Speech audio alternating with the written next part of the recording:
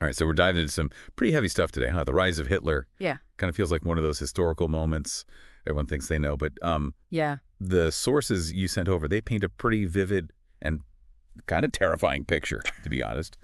How a country goes from, like, utter defeat in 1918 to, Yeah. launching another world war just 20 years later. That's wild. It is. It is. And it's almost like the end of that First World War, it kind of baked in the ingredients for the second. You know what I mean? Oh, Like absolutely. you said, 1918, Germany's defeated, right? But we're talking about more than just a military loss here. It's humiliation on a national scale. Their economy's in ruins. Right. And then, boom, the Treaty of Versailles drops. I mean, put yourself in the shoes of an everyday German citizen at that time. Your nation's blamed for the whole war. You're slapped with these impossible reparations. It's Talk about adding insult to injury. Jeez. No wonder there was so much resentment. exactly. It was a powder keg waiting for a spark. And then, well, Hitler steps onto the scene.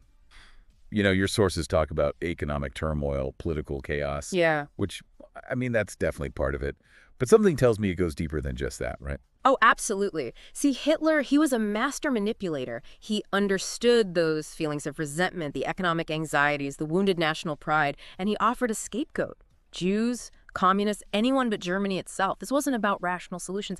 It was about tapping into something primal, this deep-seated need for a return to glory, even if it was a fabricated glory. And that's the thing, isn't it? He didn't just talk the talk, he walked the walk. You see with Austria, just absorbing it into Germany. Yeah. And then Czechoslovakia, each move a major escalation. And the Western powers, they just, Stood by. well, yeah, more or less. It's like he was testing them, seeing how far he could push before they reacted. He was a gambler, no doubt, but he was calculated too. Each risk carefully measured. Yeah. I mean, it's chilling when you think about it, how he was able to read the room, so to speak, and exploit the weaknesses of the other players on the world stage. Yeah, and you've got to wonder about the whole, like, post-World War I mindset. Yeah. Right? The sources talk about this lingering trauma as a reason why the democracies were hesitant to intervene. But I don't know, it just seems like there's more to it than that. Like, was it really just a fear of another war, or were there other, maybe even less noble factors in play? It's complicated, right? You can't discount the trauma of the First World War. Millions dead, Europe in ruins. But you're right, it goes deeper. There were political calculations for sure, economic anxieties. Nobody wanted to rock the boat too hard. And I think there was a dangerous underestimation of Hitler. This belief that they could appease him, that if they just gave him a little of what he wanted, he'd be satisfied. But that only emboldened him. And meanwhile, on the other side of the world, you've got another situation brewing. Japan. Your sources highlight their expansion in Asia, like Manchuria, the war with China. Was any of this, like, on the radar of the Western powers at the time? Did anyone connect the dots, or was it just too far removed from what was happening in Europe? That's a great question, and it's something historians still debate, frankly.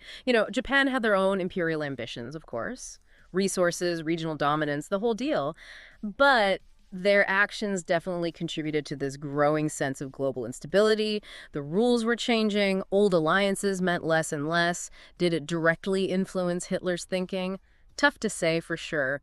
But it created a climate where aggression seemed, I don't know, maybe even rewarded. It's kind of mind-blowing when you lay it all out like this, these parallel paths, both leading to such devastating consequences. The sources, they use the word inevitable when describing the eventual outbreak of war. Given all this tension, all these power grabs, did it really feel like destined to happen? Yeah. Well, see, inevitable is a tricky word when it comes to history. It's easy to look back and say, well, of course it happened that way, But there were choices made at every turn. People in positions of power made conscious decisions to appease, to ignore, to prioritize other things over confronting Hitler. It's easy to get caught up in the big picture, but it's important to remember the individual actions or inactions that pave the path to war. It really makes you think, what if someone, somewhere, had acted differently? It's a sobering thought. We've covered a lot of ground here, but there's always more to explore. And here's something I keep coming back to. We've talked about the major players, the treaties, the military strategies, but what about the everyday citizens in Germany, in the Allied nations? Did they have any power to stop this? Did they even recognize the danger until it was too late? This deep dive, it's really just the tip of the iceberg. The question of individual responsibility in the face of global crisis, well, that's something I hope you'll keep thinking about.